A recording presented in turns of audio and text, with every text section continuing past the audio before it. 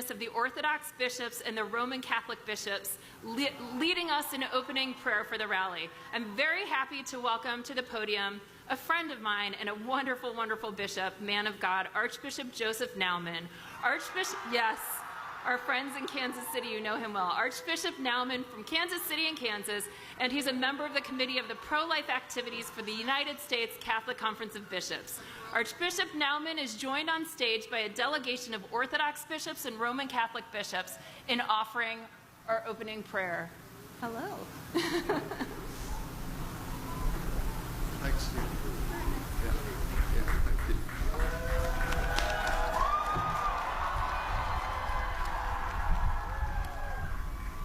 Well, it's a privilege to be with you and to offer this prayer today. I'm substituting for our pro-life committee chair, Bishop Dan Thomas, who had a death in his family, so couldn't be with us.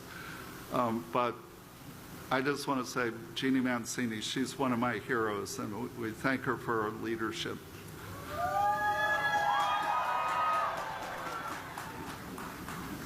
So, as we open our rally prayer, I welcome His Grace Bishop John of the Antiochian Orthodox Archdiocese of North America, representing the Assembly of Canonical Orthodox Bishops of the United States of America. And we're joined by a delegation of brother Orthodox and Catholic bishops from all across the country. I especially welcome all of you who have gathered in this vast crowd as we stand together to proclaim our belief in the dignity of the child in the womb and to witness to the sanctity of all human life. This is why we march. And so let us pray. Almighty and eternal God, author and sustainer of the gift of human life, we, your sons and daughters, and Jesus, your Son, come before you as stewards of this great gift. Hear our humble and heartfelt prayer. May we never fail to protect and value human life from the first moment of conception through to the moment of natural death. May our efforts rightly include legal protection as well as constant prayer. May we continue to do penance for the cruel and tragic offenses against the divine dignity of human life, especially by abortion. May we be instruments of your love and compassion for any pregnant mother in need and all those who have been wounded by abortion. We turn to you, Father of us all, for your grace and power to fuel anew in our time the ever-present need to build up the culture of life. May this culture of life bring fresh energy for pro-life initiatives in every part of our nation. May this culture of life find new strength among families, in our homes, our schools, our parishes, our workplaces, indeed among all men and women in our human community. May this culture of life bring aid and assistance for those whose lives are in any distress, especially in facing new threats against the dignity of human life. Ever-living God, pour out your abundant blessing upon all who will march for life today and upon all who join with us in spirit and prayer. May they have the fire of your Holy Spirit to never tire of the crusade for life whose origin is in you. We ask this through Christ our Lord. Amen. Thank you.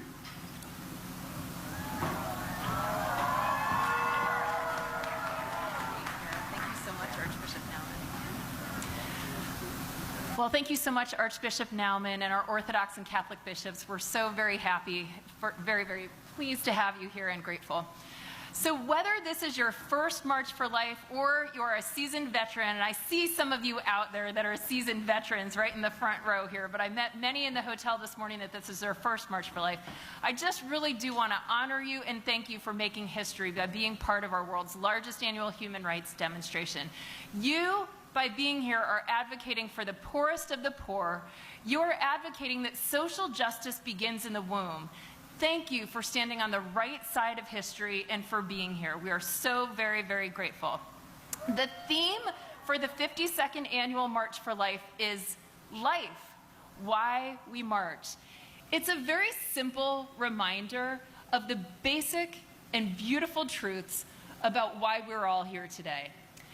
The first and most foundational point of our theme is that every human being, regardless of race, regardless of disability, regardless of religion, gender, size, or stage of development in the womb, every single life has inherent human dignity. And it is just that case. Marchers, can I ask you a question? Do you believe, so I'm going to ask you a question and then I'm going to ask you to answer. So, marchers, do you believe that all human life from the moment of conception has inherent human dignity? Let me hear you say yes. Oh, come on. You guys can do better than that. Come on, let's try that again. Let me hear you say yes. Yes. Okay. For the second point of our theme, science and technology. Marchers, I believe in miracles. But you know what? Even if you don't, science is on the side of life.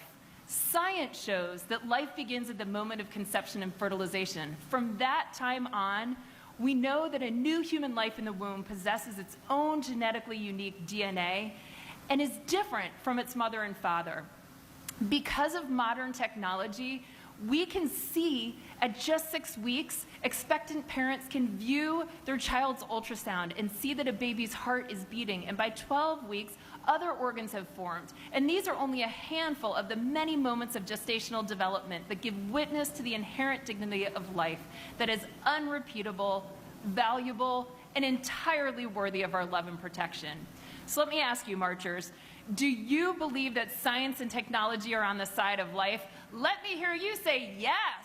Yes! That's a little better. Thank you. The third point, the pro-life movement is at its heart with every woman and for every child. Tragically, we live in a culture that presents confusing, misleading, and even false messages to women in this regard. And one of the worst and most offensive messages is that abortion is necessary for a woman to flourish and succeed.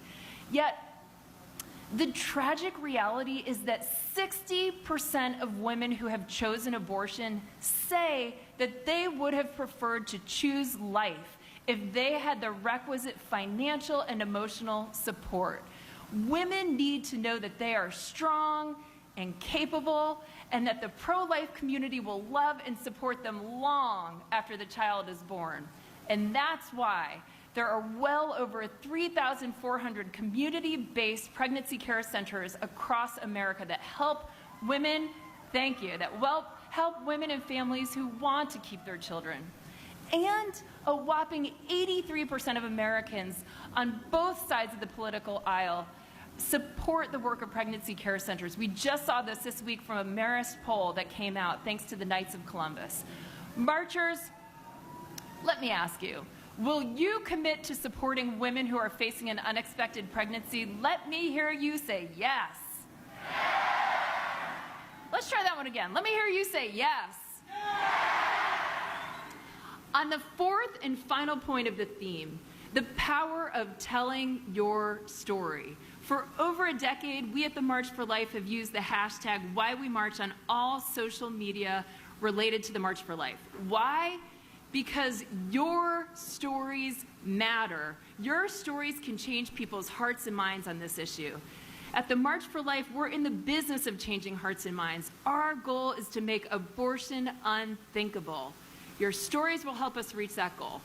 Why are you here? Why are you pro-life? Each of you has a reason, and when you share that reason, your witness makes a difference. Marchers, can you commit today, in the next 2 hours, on social media to using the hashtag #WhyWeMarch and telling your story? Let me hear you say yes. Thank you. Now, I'd like to show you a video about our March for Life theme, Life, Why We March.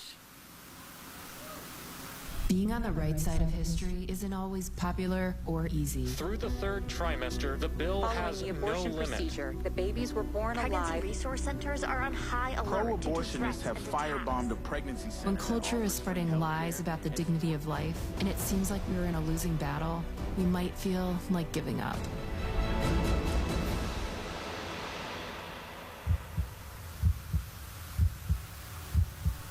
But we won't. This is why we march. Because lives like these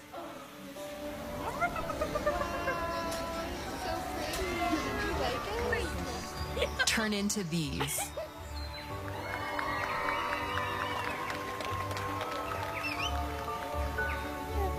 And that is why we march. Only one march has happened every year since 1974, and in just a few hours, thousands of marchers will fill the streets of Washington, D.C. We're here to march and to show solidarity for the baby in the womb. We march to be a voice for the voiceless. We march to end abortion. We march for both mom and baby. I just want every single baby to be valued and every single woman to know that she is important and she should be loved. They're partaking in the annual March for Life, the largest human rights display in the world. Because every single life deserves a chance. That is what real human flourishing looks like. And that is why we march.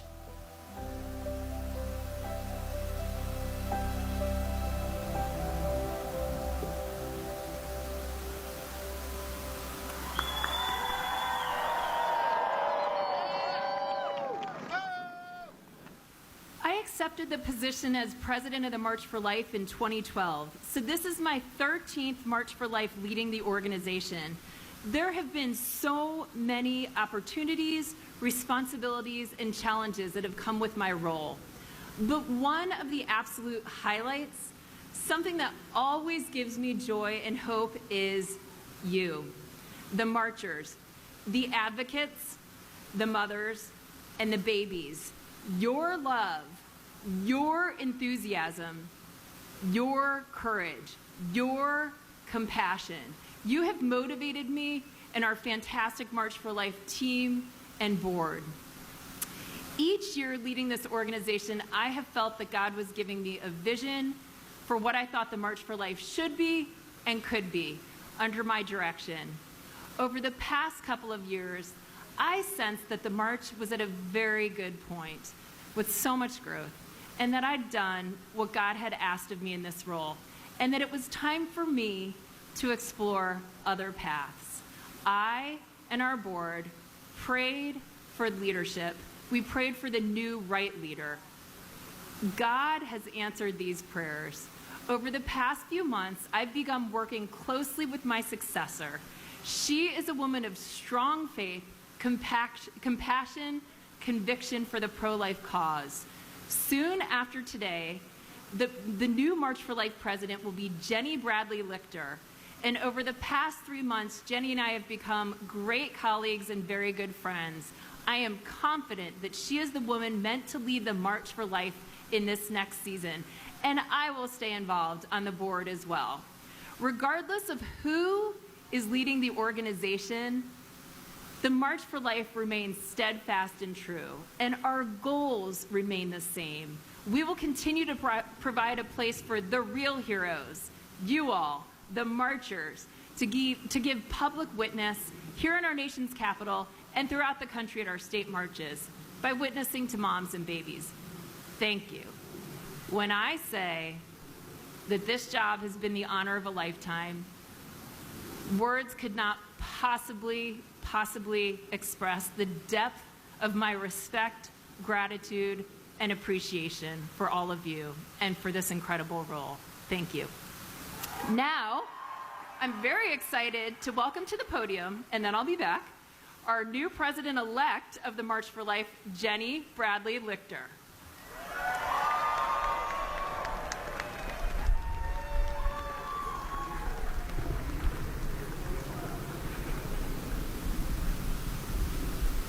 Hello, marchers. I'm Jenny, and in a few days I will be the new president of the March for Life, taking over from a hero of mine and of all of ours, Jeannie Mancini.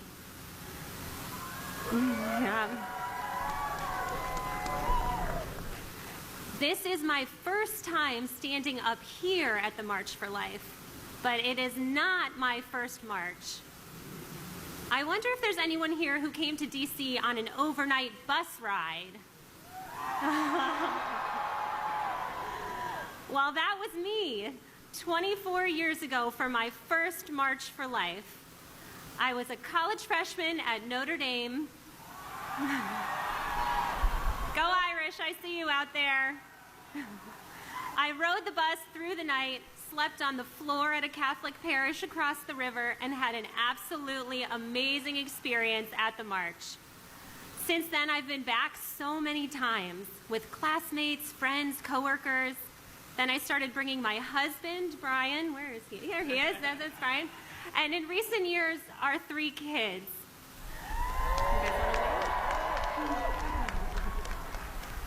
But I've never forgotten my first march and the life-changing impact it had on me when I was still a teenager.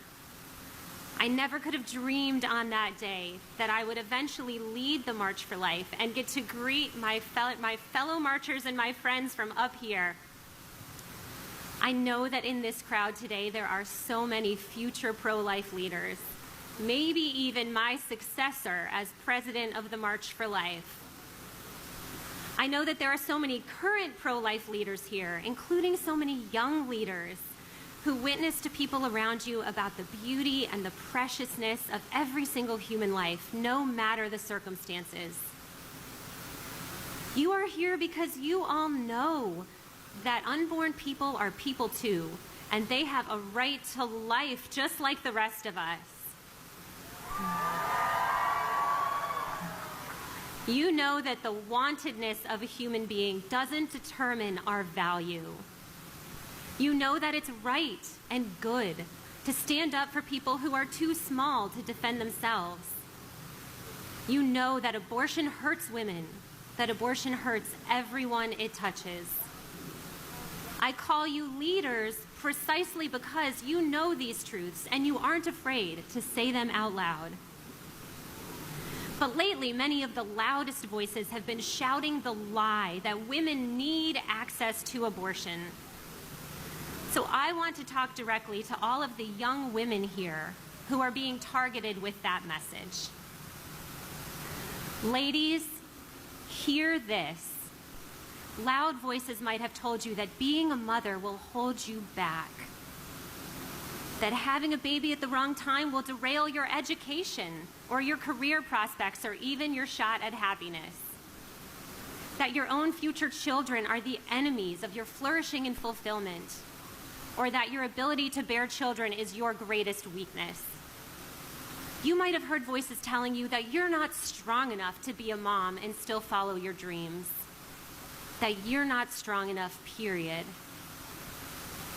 I am here to tell you that anyone who says those things is lying to you.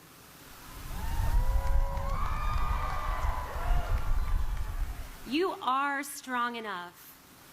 Motherhood is so empowering. It will make you tougher and happier and more fulfilled than you ever imagined possible. Motherhood will stretch you. Your heart will grow and grow and grow, no matter the circumstances.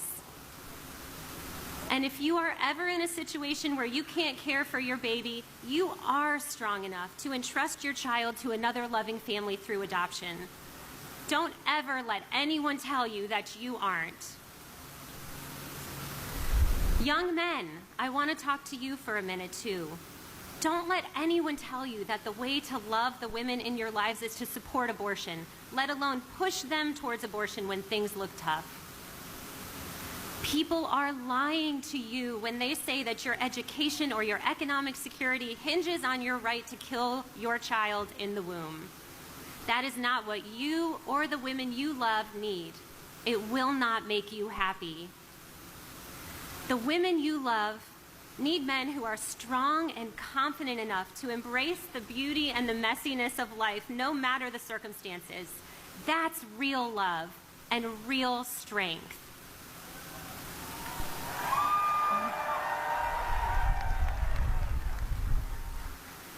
Before I close, I have an action item for each person here. When you get home, take a few minutes to get to know the resources available in your area for pregnant women who need a hand. Because you never know when someone in your life might confide in you about an unexpected pregnancy. Be ready for that. Commit yourself to be ready for that. Know who they can call or who you can call for them to get medical care, parenting classes, diapers, wipes, baby clothes. And be ready to be the person they can turn to for a hug. Be ready to be the voice telling them that they are strong enough. Since I was announced as the next president of the March for Life, some people have asked me if we're done marching because Roe versus Wade was overturned. What do we think about that? No, of course we're not done. We will keep marching here in Washington until abortion is not only illegal, but unthinkable. And we still have work to do.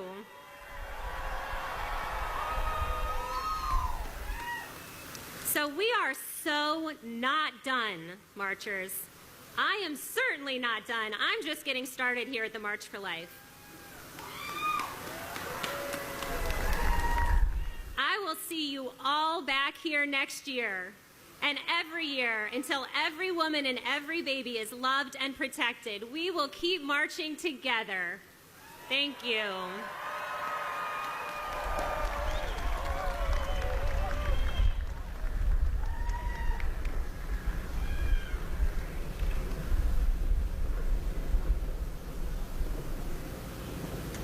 Okay, isn't she awesome? Yeah, I feel the same way. All right. Joining me now, they're going to be coming out here on stage, are your courageous pro-life leaders and members of the United States Congress and Senate, who in fact just voted this week to protect life. Yeah. Please, give it up for these guys and gals, please.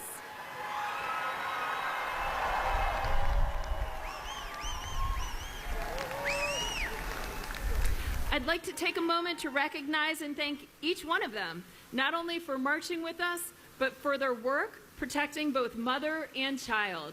So we are joined by Senator James Langford from Oklahoma. And if you're from the state of this representative, be sure to really cheer loudly here. Okay, anyone from Alabama for Senator Katie Britt? Senator Joni Ernst from Iowa. Senator Cindy Hyde-Smith from Mississippi. Senator Pete Ricketts from Nebraska. And moving to the U.S. House of Representatives, Congressman Andy Biggs from Arizona. Congresswoman Julie Fedorchak from North Dakota. A little closer to home, Congressman Andy Harris from Maryland. Congressman Bob Latta from Ohio. Yeah, got a lot from Ohio. Congressman John McGuire from Virginia. Congressman Bob Onder from Missouri. We'll be hearing from him in a little bit. Congressman Chris Smith from New Jersey. Congressman Derek Van Orden from Wisconsin.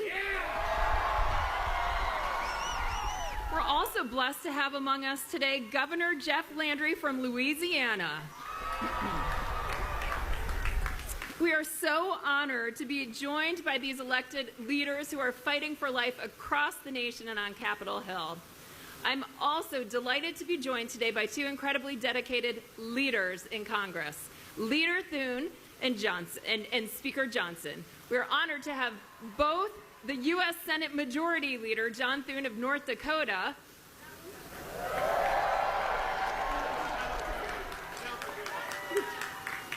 I'm sorry, let me say that one more time. We are most honored to have the U.S. Senate Majority Leader, John Thune of South Dakota, and the Speaker of the United States House of Representatives, Mike Johnson of Louisiana. Let's give it up for these guys. Leader Thune and Speaker Johnson's deep commitment to passion for protecting the unborn and their mothers is truly inspiring and has been on full display these last few days in this new Congress. We are honored to have them both with us. It says a lot. In fact, this is the first time in the history of the March for Life that we've had both the Senate Majority Leader and the Speaker of the House not only on this stage, but speaking to you today. Please help me welcoming these gentlemen to the stage.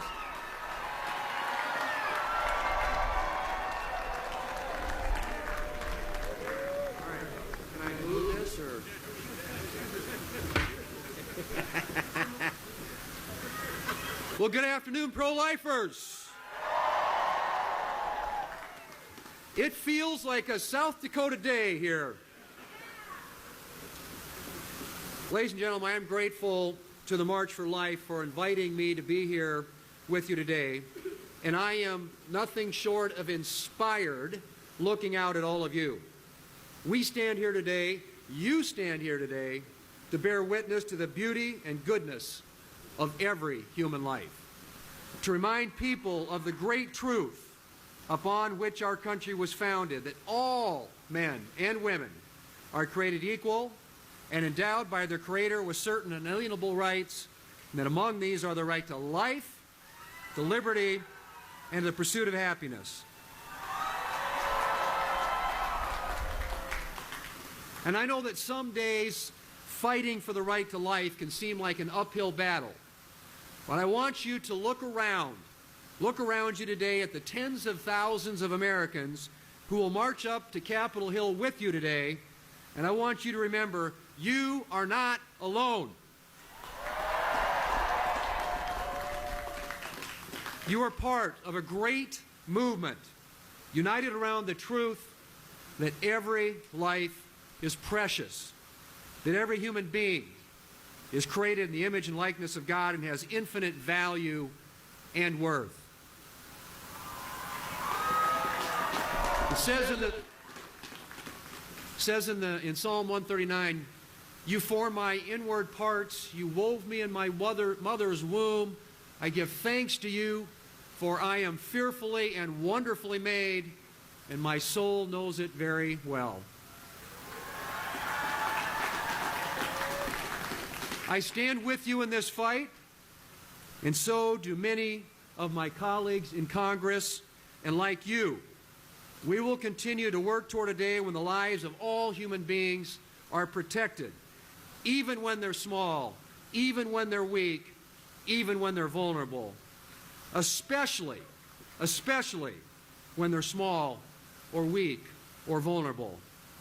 Ladies and gentlemen, the fight may be long, but we have the truth on our side, and I am confident.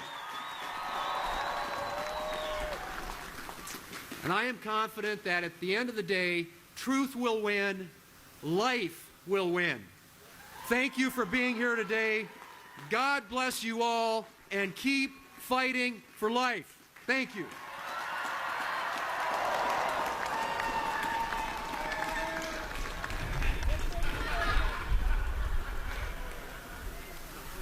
Good morning or afternoon. We're so glad that you've joined us here in Washington, D.C. Thank you for making the trip. It really is a great encouragement to all of us to see all of you, so many pro-life Americans here to stand and march for the sanctity of human life. I stand here with these colleagues of mine, these leaders for life, and it means so much to us to see all of you. For 52 years, this event has united millions of pro-life Americans just like us for the common purpose that we believe that every child has the right to life. For 2 decades, before I was elected to Congress, I served as a constitutional law attorney, and I litigated cases to defend our fundamental freedoms like religious liberty and the sanctity of human life. And now in this role that I have as Speaker of the House, I'm working to defend those freedoms in a different way. And the good news is there are many leaders here in Congress, just like the ones standing behind us here, who are committed to doing that same thing. And of course, my friends, it is a new golden age in America, and now we have President Donald J. Trump back in the White House.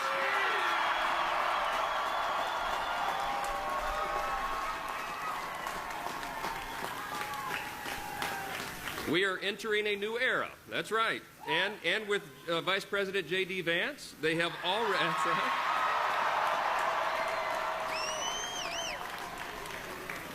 This new White House has already shown its resolve. As one of his first official acts, President Trump just freed and pardoned nearly 24 wrongfully imprisoned pro-life activists.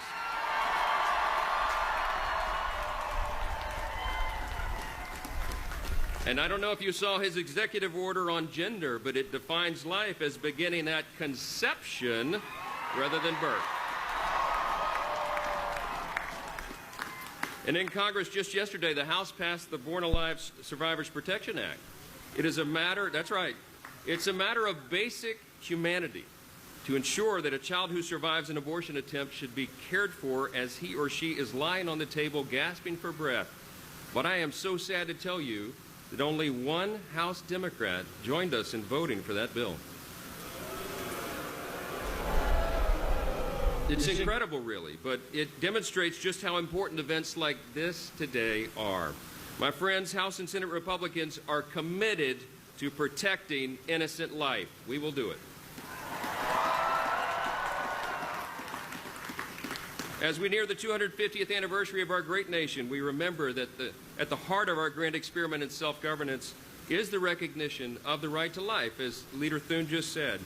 America is premised on the self-evident truth that every single person is made in the image of our Creator, God, and thus every single person has inestimable dignity and value.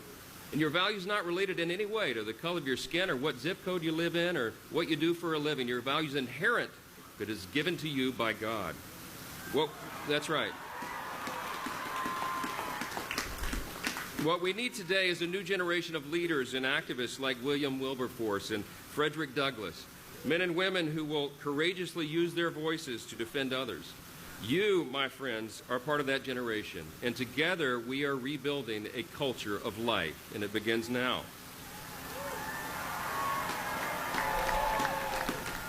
By sharing your time and influence, by volunteering to assist pregnancy resource centers, all the very practical ways that we can assist, using our voices, using our influence, it's going to make a difference. I'll close with this. I was born in January 1972. It was almost exactly 1 year before Roe v. Wade became the law of the land. I was the product of an unplanned teen pregnancy, and I am so eternally grateful that my mom and dad ignored all the people who told them to just take care of that problem. And they chose to embrace life and to have me, the first of their 4 children. If they...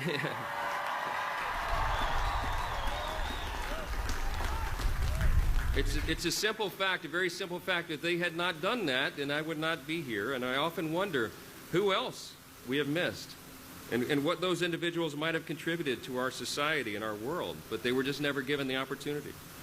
I often wonder when we as a nation will face that reality and turn our hearts back to the self-evident truths that we boldly proclaimed in our nation's birth certificate in 1776, as was said earlier, that all people are created equal and that all people are endowed by our Creator with the right to life.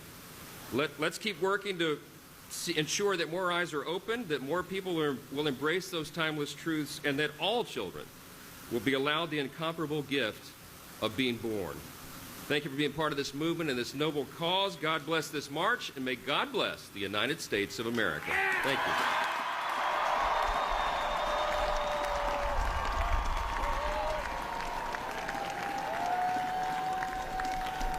Thank you both, Leader Thune and Speaker Johnson, for your bold leadership on this critical human rights issue.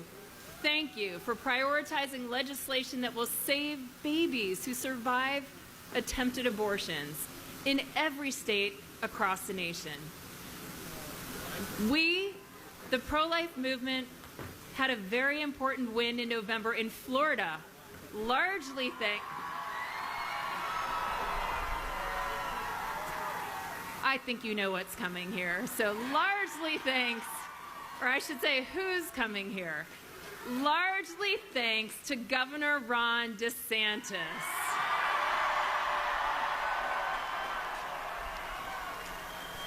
Oh gosh, his strength, commitment, and dedication ensured Florida's moms and babies were protected from the pro-abortion lobby's attempt to enshrine a right to abortion in their state constitution.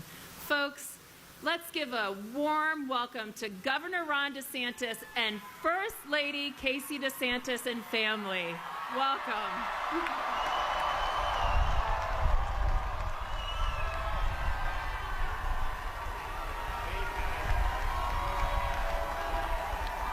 Well, thank you for marching for life. You know, I kind of feel like we have a lot of momentum. So there's this issue that the president has introduced, which I'm supportive of, to say the Constitution doesn't give birthright citizenship to people that are here illegally. I think that's the decision of the Constitution. But it's interesting. Not everyone likes that. And so the New York Times had a hit piece going against this. And here was their headline: "Undocumented women ask, will my unborn child be a citizen?" So the New York Times is admitting it's not just a clump of cells. Let's welcome the New York Times to the pro-life movement. Wow.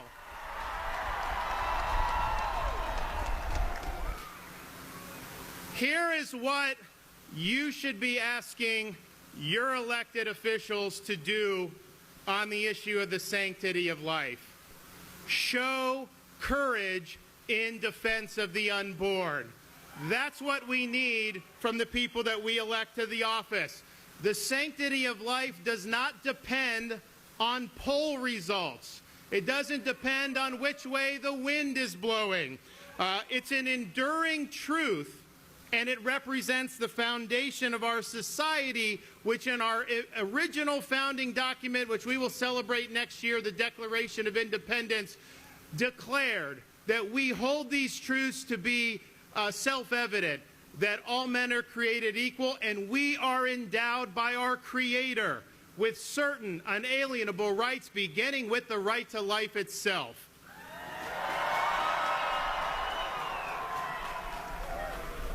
And I remember when Dobbs came down, it was a big victory for the pro-life movement, but a lot of people didn't necessarily know, what were you going to do? What was the left going to do? There were all these things going, and what the left did is they poured hundreds of millions of dollars into these ballot initiatives. And in 2022, they swept the country.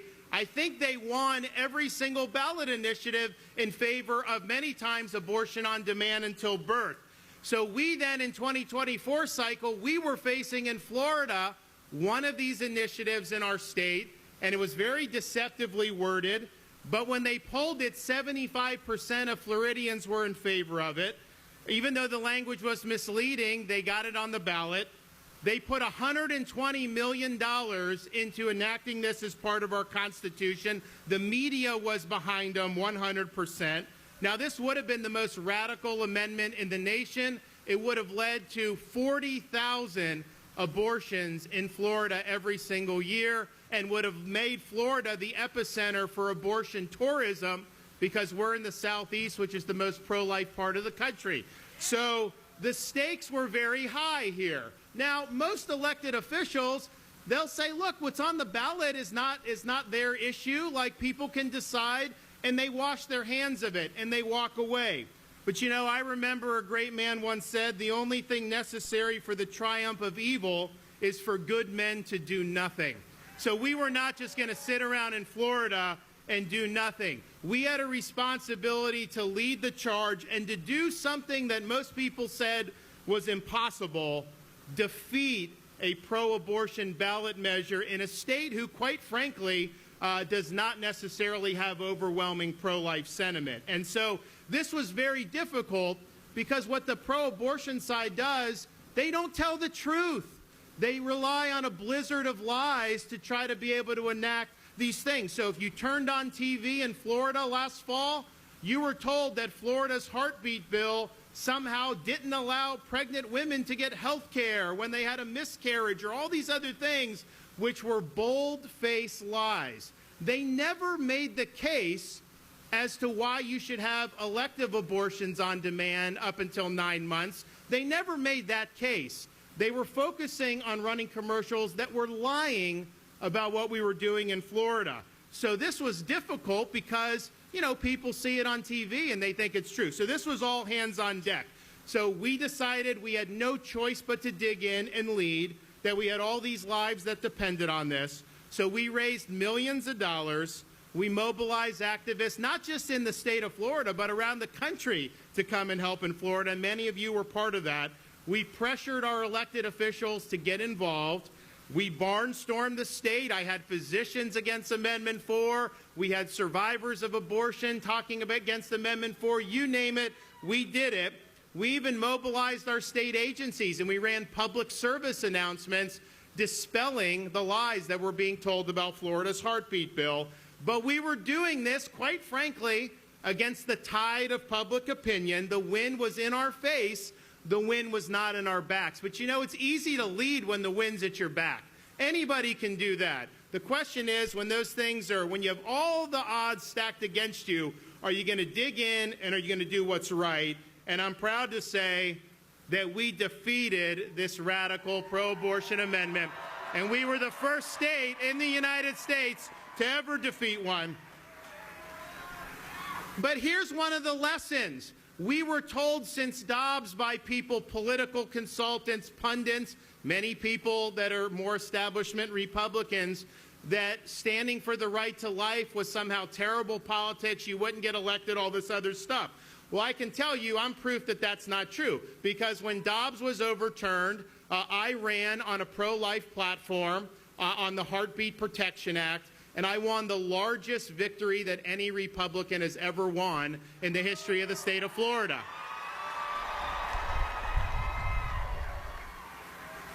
And I can report to you now, years later, not one single member of the Florida legislature has been defeated for voting for Florida's Heartbeat Protection Act. Not one has been defeated as a result of that.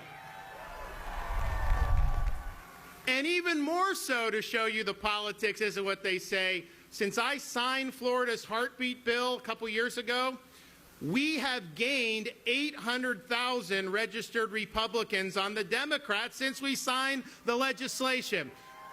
So don't let the naysayers say that you got to toss away these important convictions and that you shouldn't stand for the right to life. We showed how it can be done in the state of Florida. You know, we're proud that in the last 6 years since I've been governor, on issue after issue, we have defeated the political left. Getting rid of DEI, beating them on illegal immigration, doing all these different things to the point where Florida is now known as the state where woke goes to die.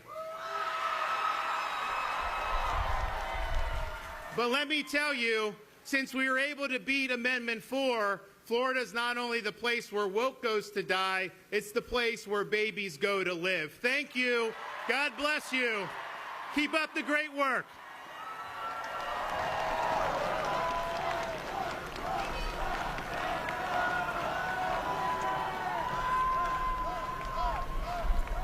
Thank you, Governor DeSantis. I am now very happy to introduce to you a longtime friend and an ally to the pro-life movement, almost like no other, except we have so many heroes here today. So I am referring, of course, to U.S. Congressman Chris Smith of New Jersey. Congressman Smith has served as co-chair of the Congressional Pro-Life Caucus for over 4 decades, tirelessly working on behalf of unborn children and their mothers. Please help me in welcoming to the stage Congressman Chris Smith.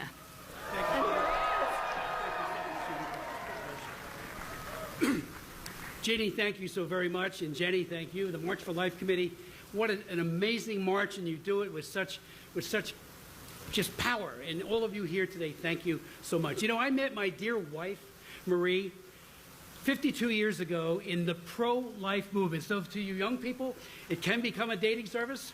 And we've been working the pro-life issue ever since. But from that perspective, both Marie and I have never been more hope-filled than we are today. Thank you, all of you, for being here. Today's March for Life, in our opinion, is an engraved invitation to each and every one of us to seriously recommit and rededicate ourselves to the defense of the weakest and the most vulnerable. To recommit with love and compassion, even for our opponents who don't wish us well. To tangibly assist women, especially through the extraordinary work of pregnancy care centers, in order to protect their precious babies but also to protect their lives. Thank you, Knights of Columbus, for getting so many ultrasounds into those pregnancy care centers. And their Marist poll just found that 83% of Americans, and I hope the media will take note, support pregnancy care centers. Pregnancy care centers, as all of you know, are under siege by some politicians, but especially by Planned Parenthood, or should I call Child Abuse Incorporated, an organization that has killed over 10 million babies in their clinics. We must end all taxpayer subsidies to Planned Parenthood. Today, we recommit to exposing abortion methods, which the other side never wants to talk about, to a society that has chosen to be blind to the realities of brutally dismembering helpless babies with sharp curettes, knives, and the kids, as we know, feel pain from at least the 12th week on as they're being dismembered. And also the poisoning of babies by literally starving them to death with the abortion pill.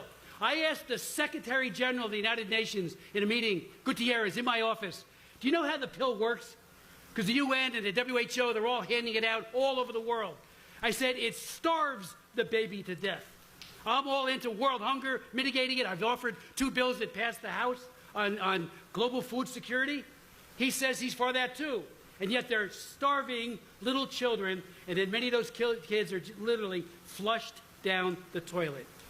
We thank President Trump for defeating not 1, but 2 extremist pro-abortion candidates, Clinton and Harris, and for his amazing, amazing defense of unborn children. We give thanks to God that abortion President Joe Biden is gone, but he's gone. But his morbid legacy of packing the judiciary with abortionists, using executive orders to kill more children, and then integrating one great program like the VA healthcare or global health with abortion. He has hijacked so many programs. President Trump's going to reverse that, and J.D. Vance. Let me just conclude by saying that President Trump has done more to protect innocent children than any other president in history. I've been here since 1980 as a member of Congress. We've had great presidents. Ronald Reagan, he was great. Trump has done even more, and then thank God he's back. Since the reversal of Roe versus Wade, achieved by 3 Supreme Court justices that he appointed, and Justice Alito, who's from our old hometown in Hamilton, New Jersey, half the states have enacted laws to protect the unborn child, saving about 200,000 or more children. We are winning. Kids are surviving because of that reversal. The bottom line, ladies and gentlemen, pro-lifers are a people of persevering faith in God, through prayer and fasting. We will bear any burden. We will endure any attack. We know that the cruel injustice of abortion need not be forever, and that each day, despite setbacks, many unborn children and their mothers have been protected, and they're thriving. We have hope, and we have just begun. Thank you.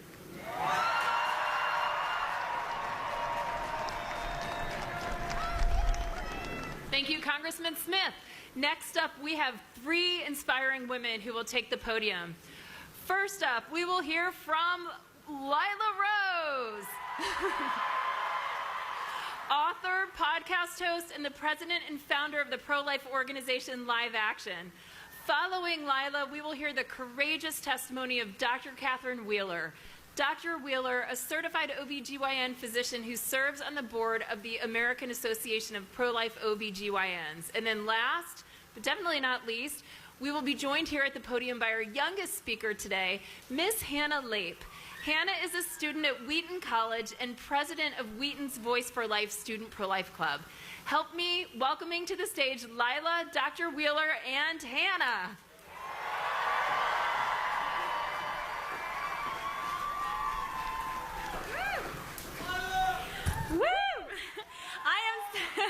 I am so blown away seeing so many of you here.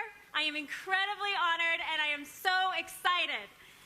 I want to tell you all a story. Last night, I had a debate with a pro-abortion law professor at Georgetown. The room was full of students from both sides.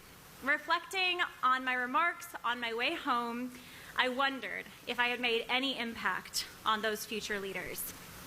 Hours later, I received a text. One of the pro-choice students had changed her mind and was now convinced of the humanity of the unborn child. My friends, this is half the battle, showing up. All of you here, all of you have the power to change minds. At the dinner table, on campuses, at soccer games, you can change minds. You are the voice for those who have no voice. Remember, the science is on our side. Natural law is on our side. The truth is on our side. We must simply have the courage to speak the truth with love. Courage is contagious. One change of heart can save a life. We must also speak the truth to our elected officials.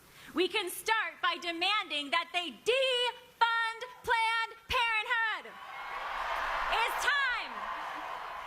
Give that $700 million to pregnancy resource centers instead. And most importantly, we must urge our elected officials to abolish abortion. Abolishing abortion is the most important human rights cause of our time. 1 million of our unborn brothers and sisters are killed every year by abortion. I am so inspired by the incredible love and heroism of Joan Bell, who I believe is here today, and all the other amazing pro-life activists who were granted their freedom yesterday thanks to President Trump and VP Vance. Thank you, Vice President Vance and President Trump. We can usher in a new golden age for America when we protect every life from the moment of conception. This is our moment. I am so proud of all of you, and I'm so proud of what our nation is and will become by God's grace. Make America pro-life again. Thank you.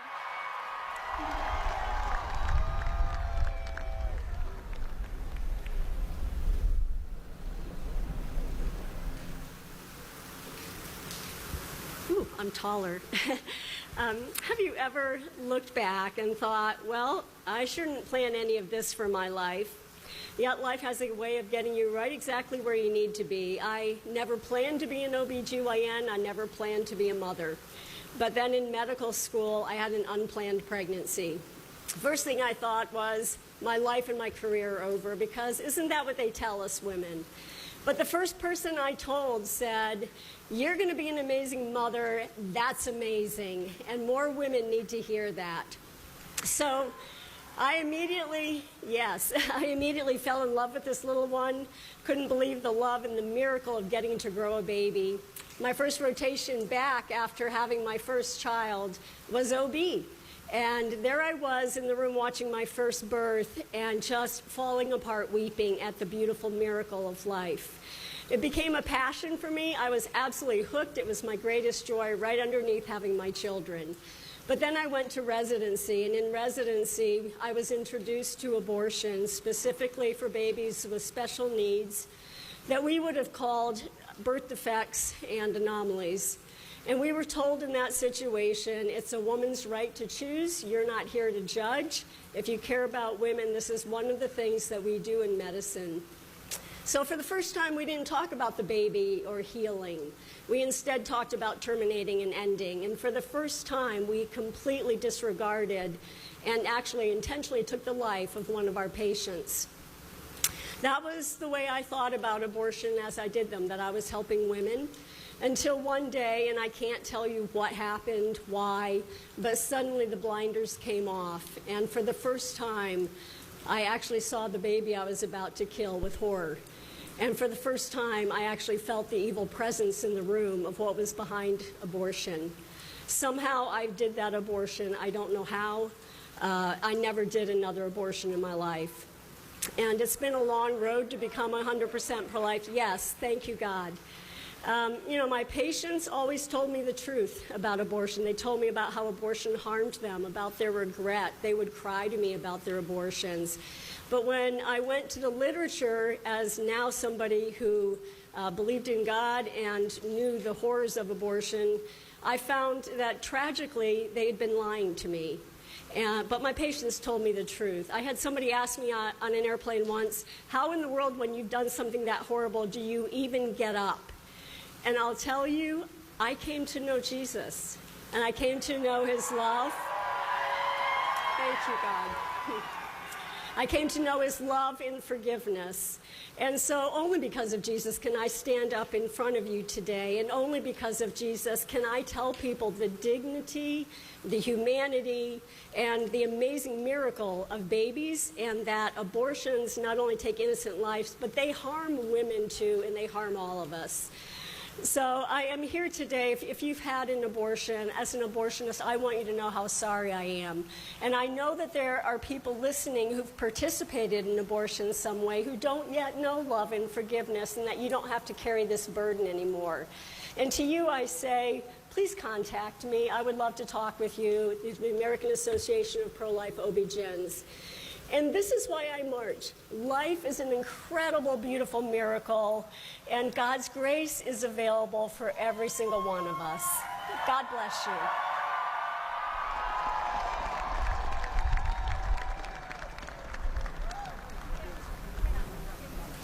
Well, good afternoon. My name is Hannah Lape, and I am co-president of Voice for Life at Wheaton College. For 40 years, Voice for Life has existed to build a culture of life on Wheaton's campus and to serve local moms, babies, and families. Wheaton is so excited to be here this morning, and we'd like to thank Jeannie Mancini for inviting us to carry the March for Life's historic banner.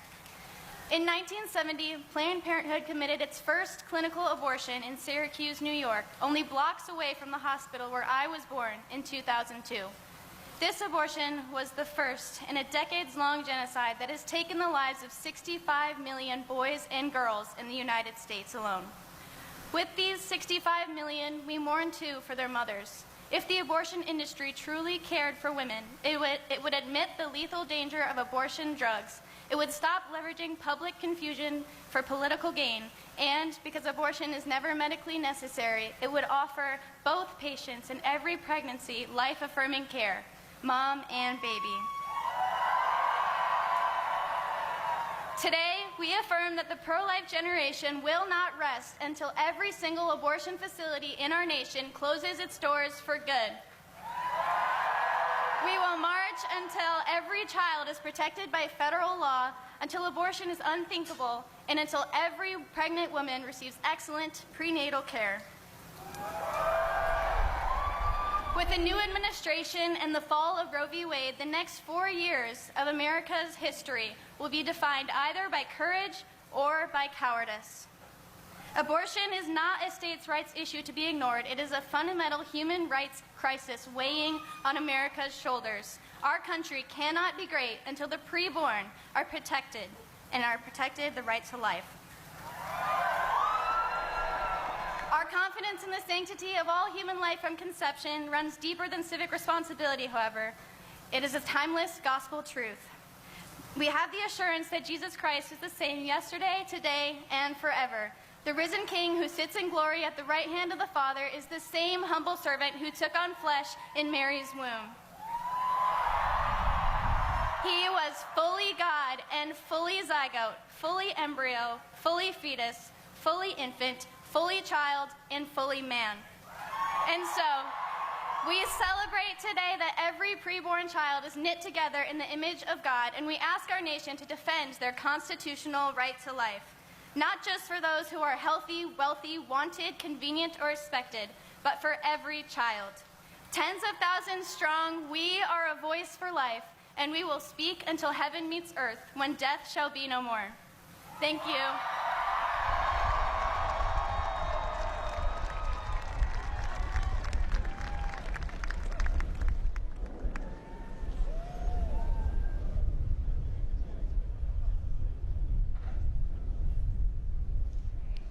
Well, thank you so much, Lila, Dr. Wheeler, and Hannah.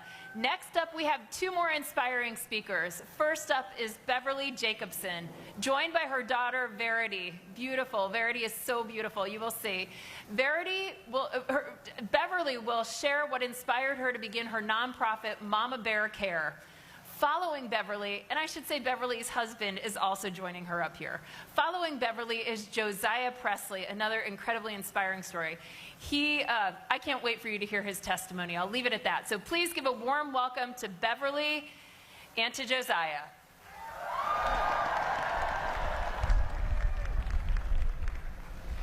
Are there any mama bears here today? Let me hear you if you're a mama bear. You know that mama bear comes out when someone messes with your kid, right? Let me tell you about when I became a mama bear. I was 5 months pregnant, but I wasn't excited. I was terrified. We had been told that our baby girl had Edwards syndrome, and this is a condition they said was incompatible with life. So I was meeting with a specialty doctor because I needed information. I needed hope. I needed someone to show me a path through this. And instead, this is what I heard. So, you're here to talk about your retarded daughter.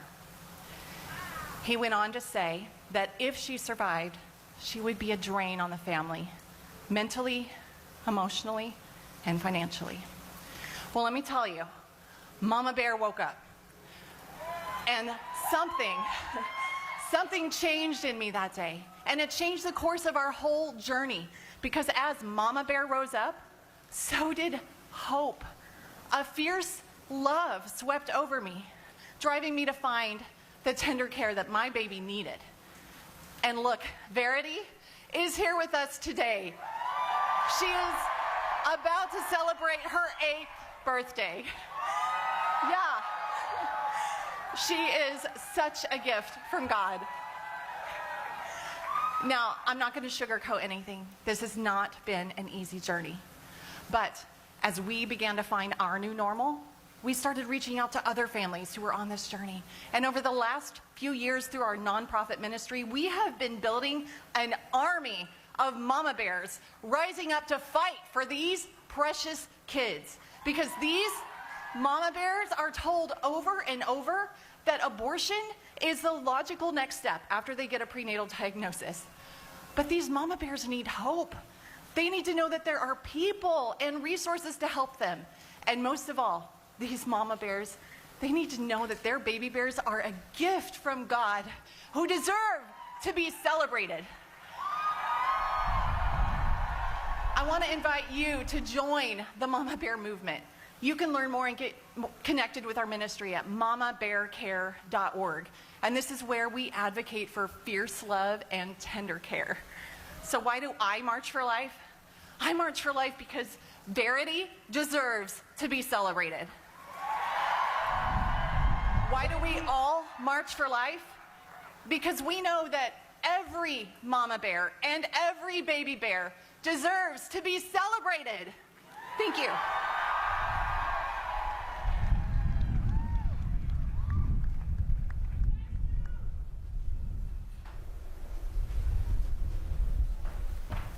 Good afternoon.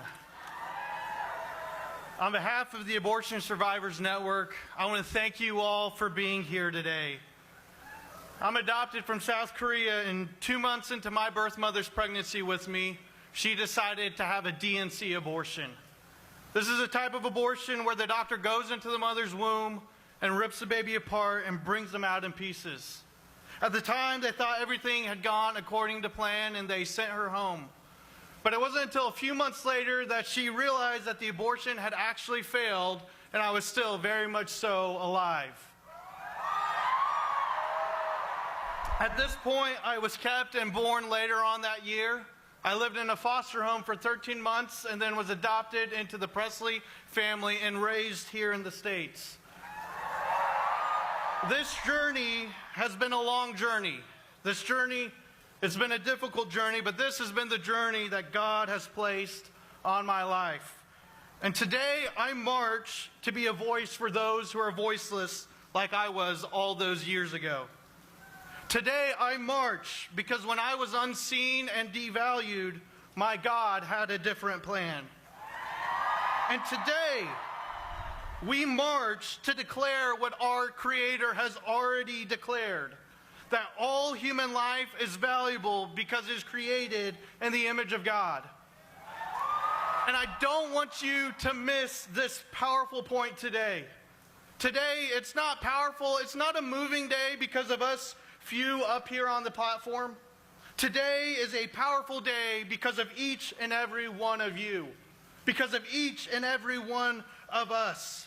Individuals created in the image of God and called by our Creator to gather today and in one unignorable voice send an unignorable message that every human life is valuable across all ages, stages, ethnicities, economic statuses, abilities, or circumstances.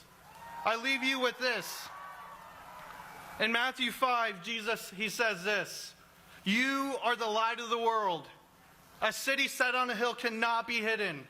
Nor does anybody light a lamp and put it under a basket, but on a stand, and it gives light to all who are in the house. In the same way, let your good works shine before others so that they may see your Father who's in heaven and give glory to him."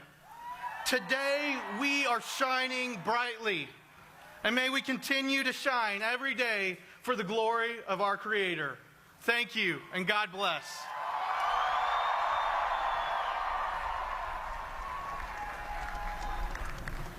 Thank you, Beverly and Josiah, for sharing your very, very powerful testimonies. Stories like theirs highlight the need for life-saving legislation at the federal level, like the Born Alive Abortion Survivors Protection Act that passed just this week in the House, and that the House passed and the Senate voted on just this week. We need to continue to call on Congress and the White House to prioritize pro-life, pro-woman, and pro-family policies so that abortion one day soon becomes unthinkable. Right now, you are going to have the opportunity to contact your elected officials and the White House, calling on them to protect the most vulnerable among us. So here's what I'm going to ask you to do. You've done this before. Grab your cell phone, pull it out right now, hold it up. Okay, I see some of you holding it up. I'm going to start calling some of you out. Mary, Margaret, hold up your cell phones. We're doing a call to action. Yes, thank you. So now, I want you to text MARC8 to 73075. MARC8 to 73075. Send a message to Congress that you want them to protect both mom and baby. Brian, hold up that phone. All right. Hold up that phone back there with that white hat. Come on, let's see your phones up there. 73075 MARCH. Text MARCH to 73075 to be a voice for the voiceless. Every voice counts. So send that text MARCH to 73705, and together we'll send this important message to our elected officials. I know you've all been waiting for our next speaker, our keynote. I'm very happy to introduce you to our keynote, Bethany Hamilton, known for one of the greatest comeback stories of all time, having lost her arm to a shark at the age of 13, only to return to surfing 1 month after. Bethany's story of determination, faith, and hope has resounded in encouragement worldwide. Please give a warm Hawaiian welcome to Bethany Hamilton.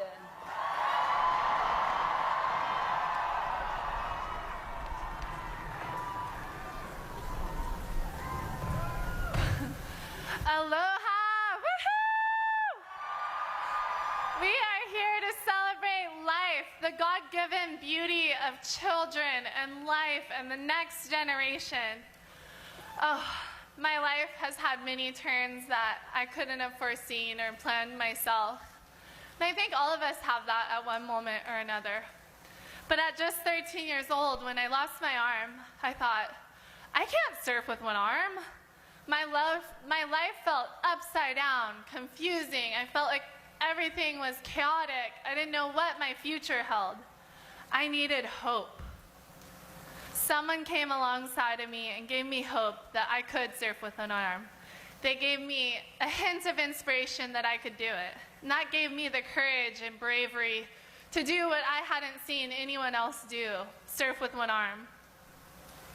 It ignited a desire in me to try something that I hadn't seen anyone else do. Fast forward, let me share something deeply personal with you. I remember the moment when I first had my very first pregnancy test. I had a similar fear. I didn't think I could do it. I don't know where that came from. I came from a great family, a Christian household. I was married to a wonderful man. And all of a sudden, I was rejecting this God-given gift and beauty that was only a blessing. What made me think that I wasn't ready? I was at the height of my career. We so often put our career before our children, our family, our loved ones. But still, just like the woman struggling to want to keep her baby, I had similar struggles. And it's humbling now when I look back on that. But the society and culture is so strong, filled with so many lies, and we're all hearing it. I believe that even though everyone here is pro-life, some of you may even struggle with this at some point. None of us are above that. These people aren't inherently evil. They're just being fed lies, and the more they hear these lies, the more they believe them. Now imagine, I had all the support in the world to bring this life. But imagine the woman who doesn't have all the support in the world. She's struggling to have hope that she can do it. She's being fed these lies that she can't do it, and that life has no value. She's scared, she's alone, she's overwhelmed. She feels like her life is upside down. She's being told that death is better than life. But who are we to choose death on behalf of someone else? So here's what I've discovered, and I hope that you here today can help spread this message of hope to all the young women who need to hear this. And maybe even more important, to raise up a generation of young men who can come alongside and do the right thing to serve that woman in the way that she needs. We need strong men. Come on, boys, let's hear it.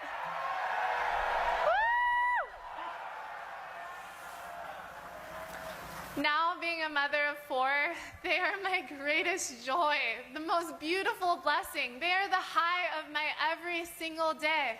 Yes, there's challenges, and yes, it's difficult at times, but the beauty sure outweighs the challenge. And I look forward to every single day serving my beautiful children and sharing life with them.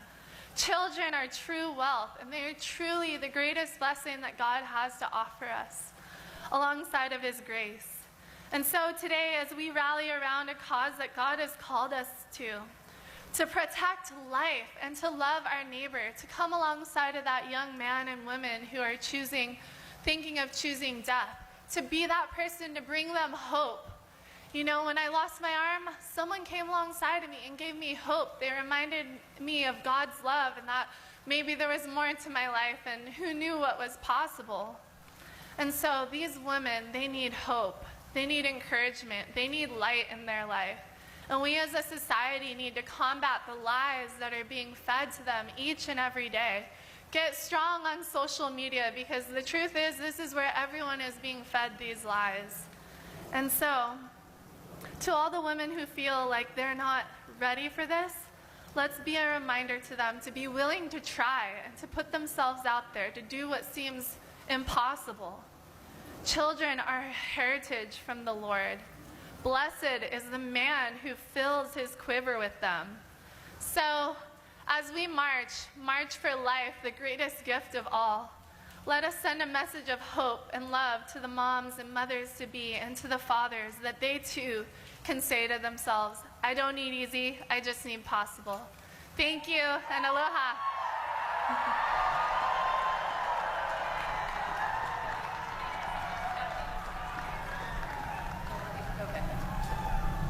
Okay, and now I'd like to announce a very special video.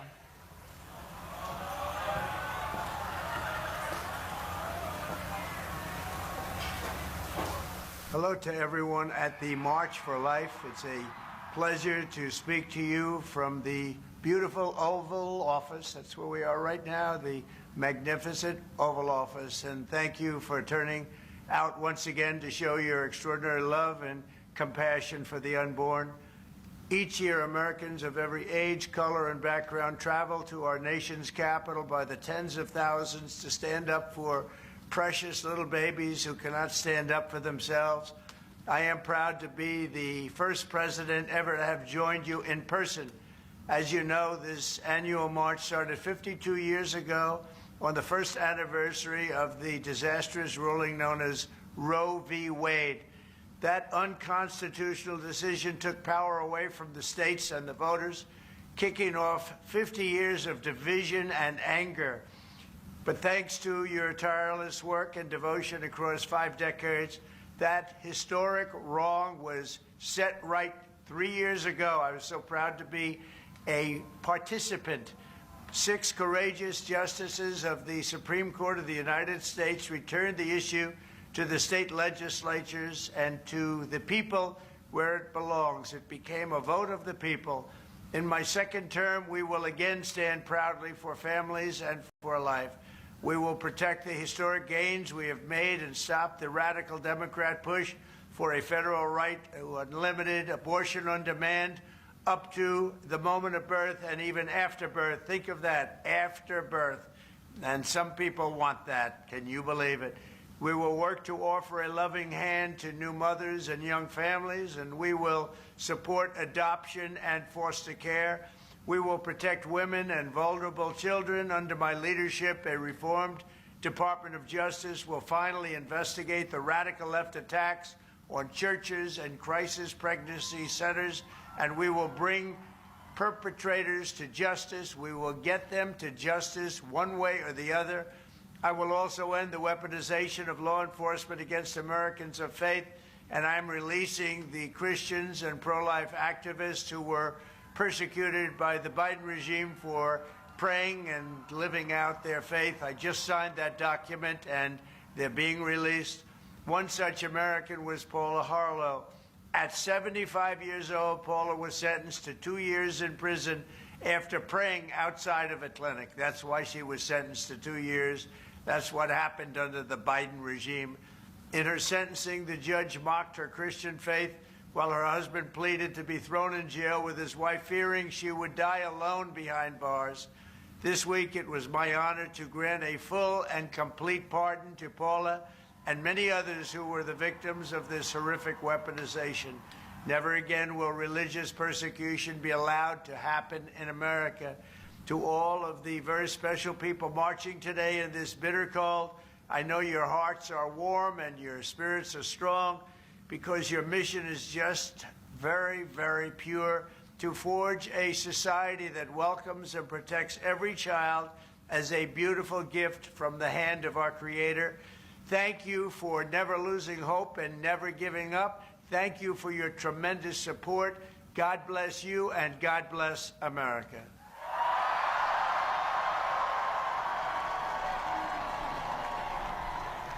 Wow, how about that, right?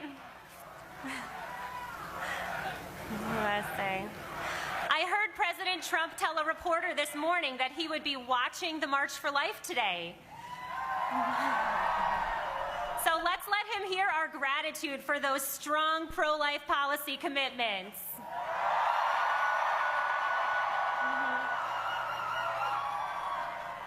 Thank you, President Trump. We are with you as you continue to stand up for unborn human beings and moms who need a hand. I also want to acknowledge a few members of the President's senior domestic policy team who are here today. These are the people who will be working on the pro-life policy agenda, so you can keep them all in your prayers. My friends, the Director of the White House Domestic Policy Council, Vince Haley, is here. Deputy Director Heidi Overton, and Special Assistant to the President, Wells King. Thank you all for being here and for your hard work.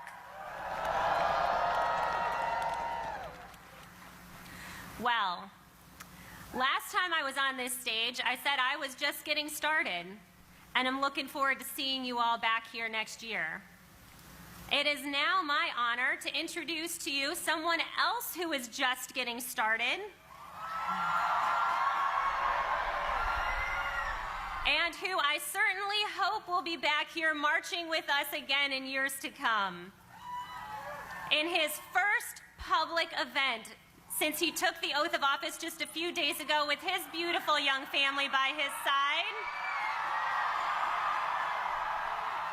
please help me welcome your Vice President of the United States, J.D. Vance.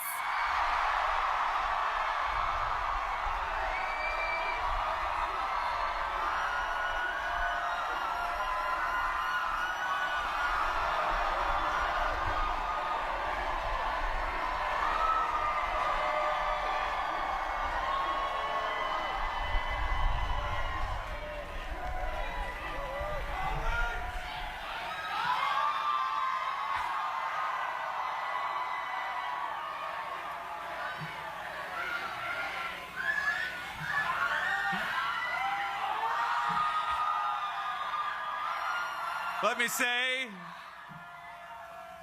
thank you. Good afternoon, marchers. Thank you for having me. And it is an honor to be standing with you here today for life. We are proud to march with you. And yes, we will be back next year.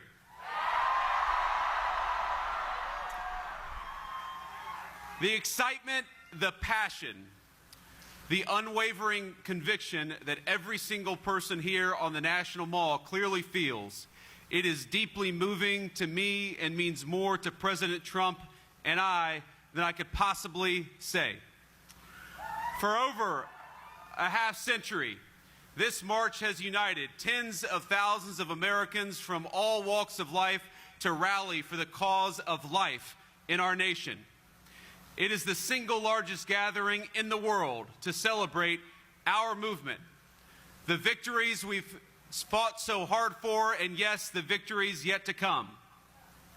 And I want to personally welcome all of you who have traveled from far and wide to our nation's capital.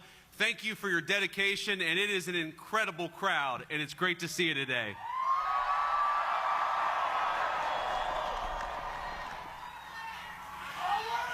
You know, on Monday, we were forced to move all of the inauguration events indoors because of the bitter cold, and it was cold.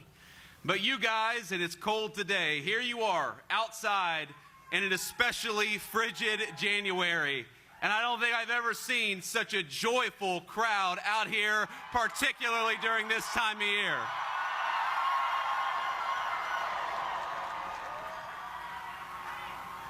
Now, as you all know, the event theme this year is life, why we march. And there are obvious answers to the implicit question it poses. We march to protect the unborn. We march to proclaim and live out the sacred truth that every single child is a miracle and a gift from God.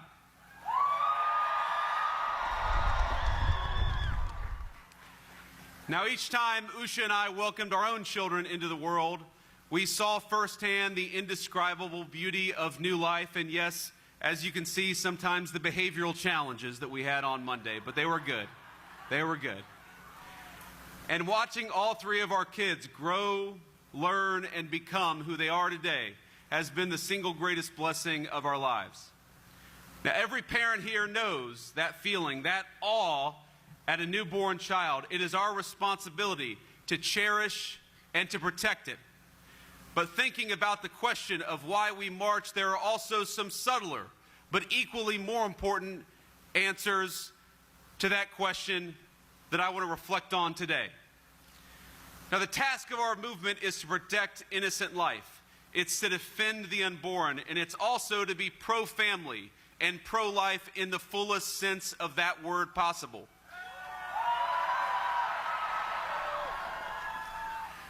Now, across my own lifetime, I can't tell you the number of friends and other acquaintances I've had who, facing a pregnancy or the prospect of one, react not with joy but with concern.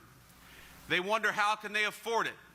What will it mean for their education, their career, their relationship, or their family? And I know how many of you in this crowd have devoted immeasurable time and resources to help answer those questions and to lend a hand to young people facing a moment of desperation. But by and large, our society, our country, has not yet stepped up in the way you have. And our government certainly has failed in that important responsibility.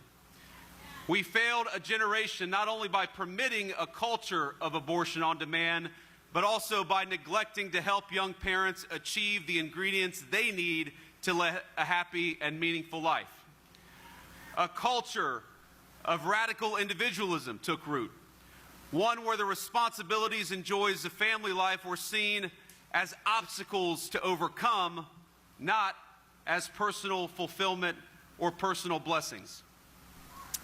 Our society has failed to recognize the obligation that one generation has to another is a core part of living in a society to begin with. So let me say very simply, I want more babies in the United States of America.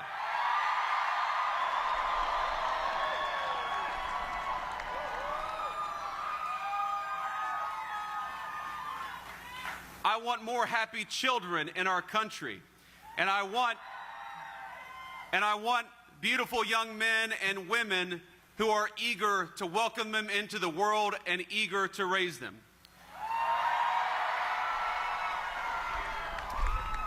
And it is the task of our government to make it easier for young moms and dads to afford to have kids, to bring them into the world, and to welcome them as the blessings that we know they are here at the March for Life.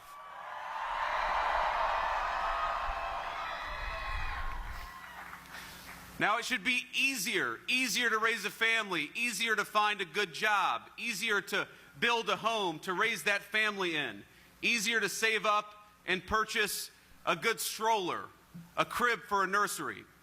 We need a culture that celebrates life at all stages, one that recognizes and truly believes that the benchmark of national success is not our GDP number or our stock market, but whether people feel that they can raise thriving and healthy families in our country.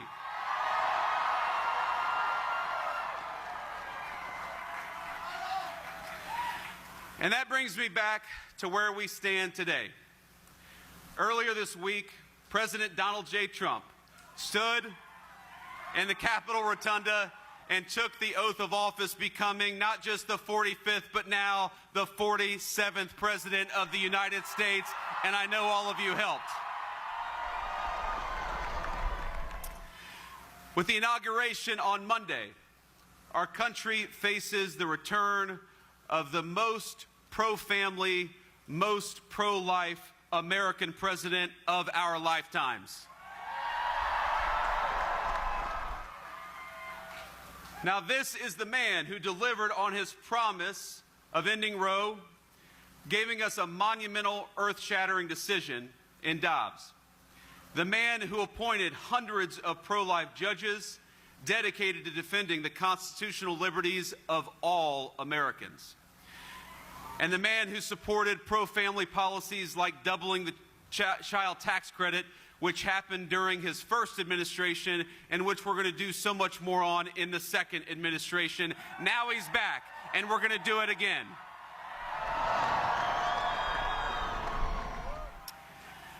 Now, yesterday, President Trump issued a strong endorsement of the Born Alive Abortion Act, ensuring that those babies who survived botched abortions enjoy the equal protection under law, which is the obligation of every citizen to enjoy in this country.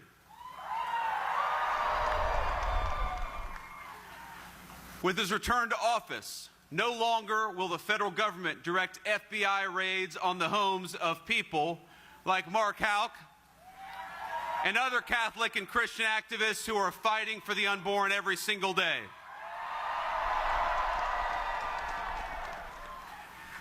And no longer will our government throw pro-life protesters and activists, elderly, grandparents, or anybody else in prison. It stopped on Monday, and we're not going to let it come back to this country.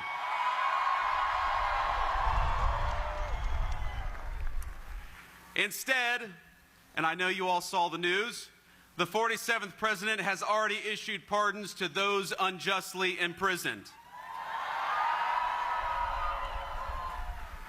And I want to be clear that this administration stands by you, we stand with you, and most importantly, we stand with the most vulnerable and the basic principle that people exercising the right to protest on behalf of the most vulnerable should never have the government go after them ever again.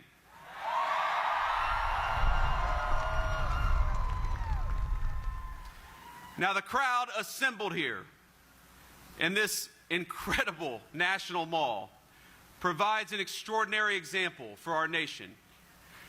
You donate to diaper banks, you help find housing for those in need, you help fund the crisis pregnancy centers that give help to young women and young men in a time of crisis.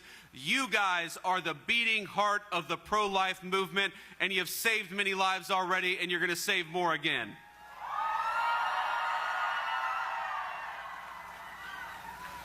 You being here this very March is a reminder of the incredible strength and unity of the pro-life movement, and from the bottom of my heart, thank you. Thank you for being here, and thank you for marching here today.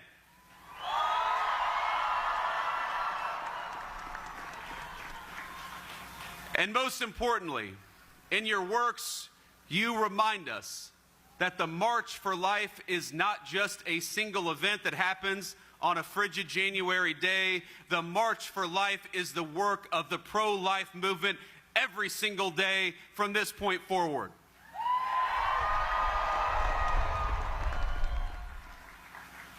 Now, it is a lifelong call to action, a moment in time, but every single day that you guys do what you do, from supporting young moms and dads to fighting for the unborn, to working with our legislatures at the state and federal level, you make it possible for us to stand here and say that America is fundamentally a pro-baby, a pro-life, and a pro-family country.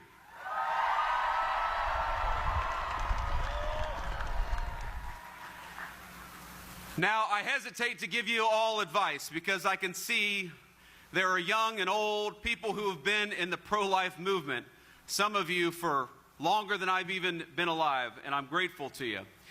But if I could offer one piece of advice, it's a piece of advice born out of my own experience. There was a point when I would get frustrated with people who didn't see what we saw. I would get frustrated that people could look at a picture of a baby on an ultrasound and see not a human being, but just a clump of cells. But one of the things that being a father has taught me, and one of the things that being in politics has taught me over the last couple of years, is that it is a blessing to know the truth, and the truth is that unborn life is worthy of protection.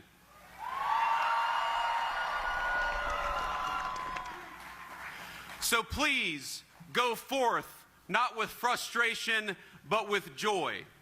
We are joyful to march for life. We are joyful to know that that picture on an ultrasound, that is a picture of a baby with hopes and dreams and potential to come.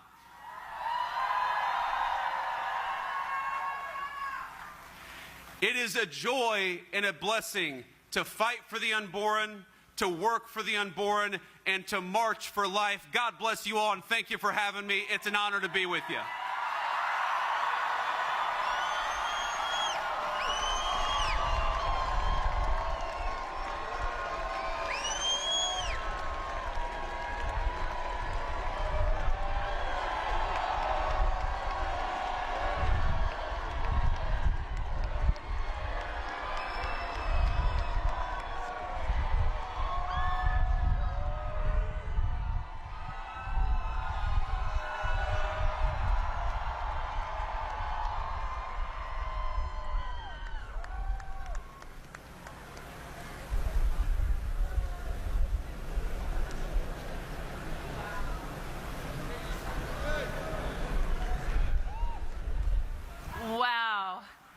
Can we give a warm thank you to Mr. Vice President? We are most grateful that you would choose the March for Life to be the first public event in office.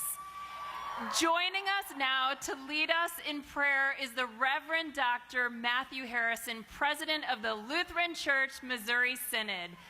He has many pastors who are here with him today, and they join him in solidarity. Shortly after we will begin to march, you all have been so patient with our incredible lineup of speakers, but let's give a warm and honorable welcome to Reverend Dr. Matthew Harrison.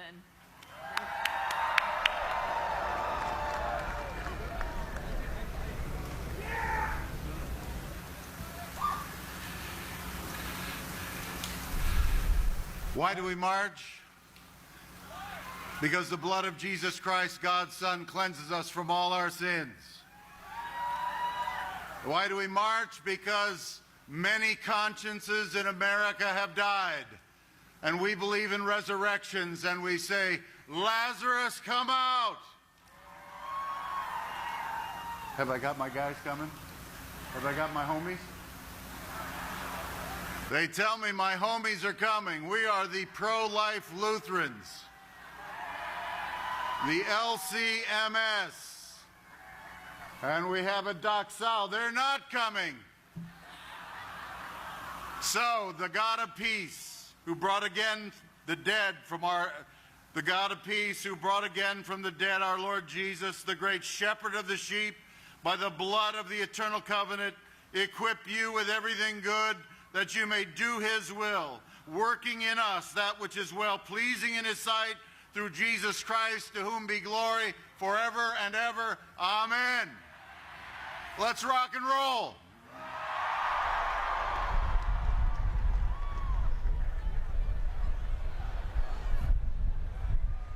From all of us in the United States Senate, we wanted to say thank you to all of you who are coming out on this cold January day to stand for the value of every single child. Today we stand united, not just in belief, but in conviction that every human life is sacred. Being pro-life is about more than words. It's about action. Your presence is a powerful reminder of the value of every human life. I'm encouraged that so many Americans can come together, united by one message: life matters. Now more than ever, we must stand together in the fight to protect the unborn. The fight for life is the defining moral question of our time. It demands that we be a voice for the voiceless. More than 55 million Americans will never touch their feet on the soil because of abortion. And I think that we're in a pivotal time right now. We need people to show up and let their voices be heard. And one of the most common sense things we need to be doing as conservatives is protecting our most vulnerable. We march for the conscience rights of millions of healthcare providers, and we march for the rights of millions of pro-life taxpayers. There is power in numbers, and together we must continue to use our voices to uphold the values. This is a beautiful event, and it's so encouraging that many of you are maintaining this sacred tradition. To march for those who God already knows, but we have not yet had the pleasure of meeting. We march for every baby, mother, and life brought into this world. Because of you, tens of thousands of innocent babies have been saved nationwide.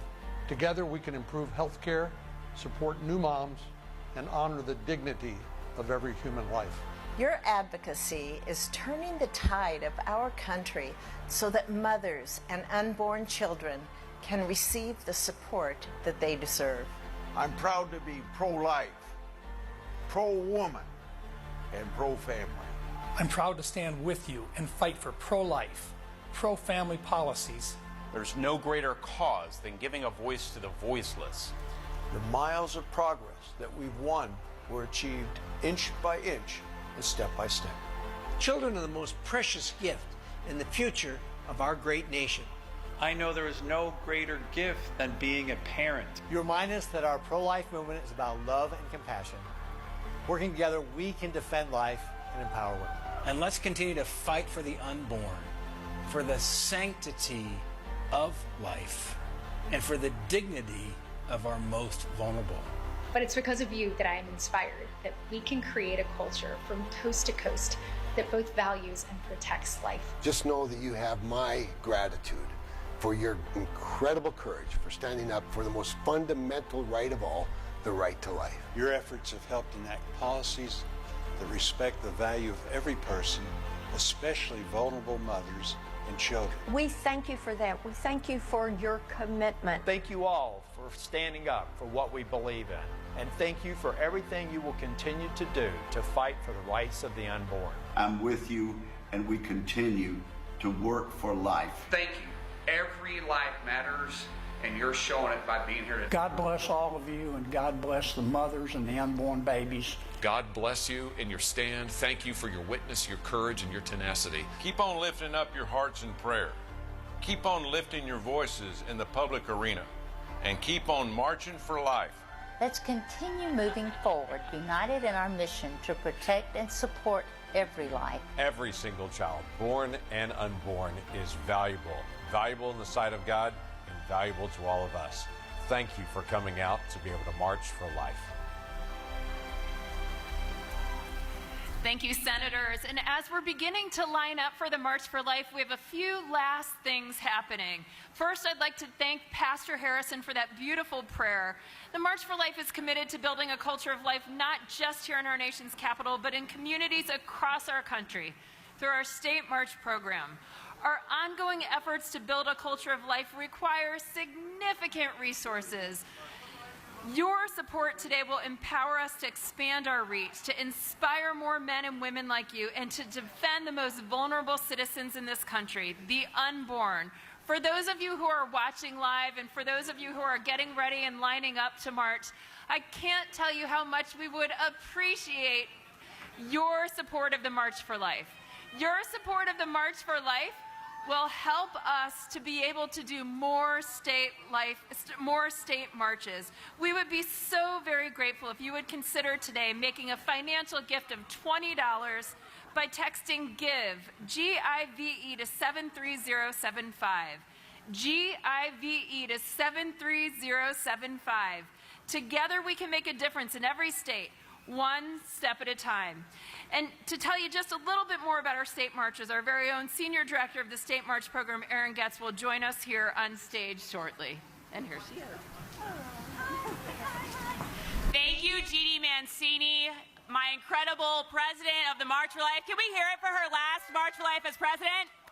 Let me get a round of applause for Jeannie. What a record year 2024 was for the State March Program. We marched in 16 capitals across the country, double that of the year before. We are so grateful to our local partners who helped make this possible. It is incredibly inspiring to see thousands of you marchers come together here for Mom and Baby from all the way in Connecticut to California. Many of our incredible partners and affiliates are here on stage with me, so I'm going to ask them to wave. We have California. We got Ohio. We have Virginia and Pennsylvania, Connecticut, Oregon, Kansas, and Kentucky. Let's hear it for our state marches taking fight to the capitals across our country. I am also surrounded by other incredible pro-life leaders from across the nation who work each and every day to build a culture of life in our communities. You can see their names on the screens to my left and right. Each organization they represent meets a different need in the pro-life movement and in our local communities. With over 65 million Americans lost to abortion and millions of women and families wounded, the work for all of us is not over. We now honor each and every one of you in your life-saving missions and invaluable work. Thank you for the incredible work you do day in and day out to make abortion unthinkable. As we begin to march, you'll hear a special, or you won't, you just watch that, and a special rendition of God Bless America by Matthew West. I also have a few administrative announcements. First, if you have trash, please dump it here on the dumpster on the mall. Do not throw it on the ground. Please follow the guidance of our marshals who will point you in the right direction to participate. I know some of you have already went that way, but follow them. They're in white jackets and march safely.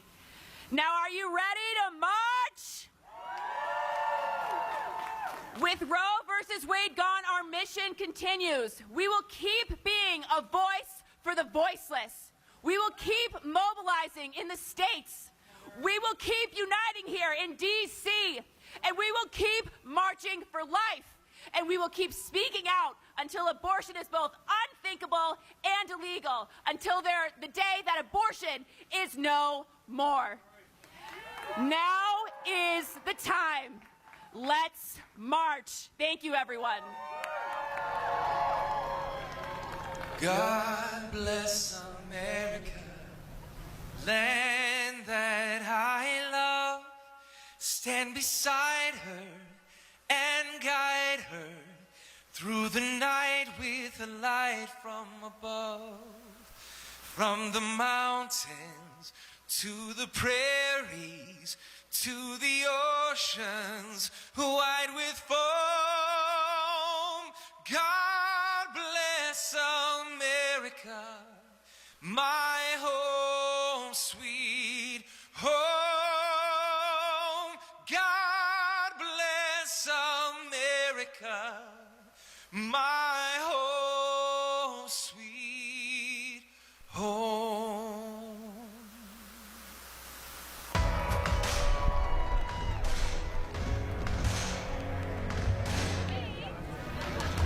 The country and world changed on June 24th. With the overturn of Roe and the Dobbs decision, the states are all the more important. After the Dobbs decision, abortion policy is returned to the elected representatives of the people. And so being here in state capitals to stand up for life is more important than it's ever been before. We are absolutely thrilled to welcome you here to the 3rd annual California March for Life. We are here today to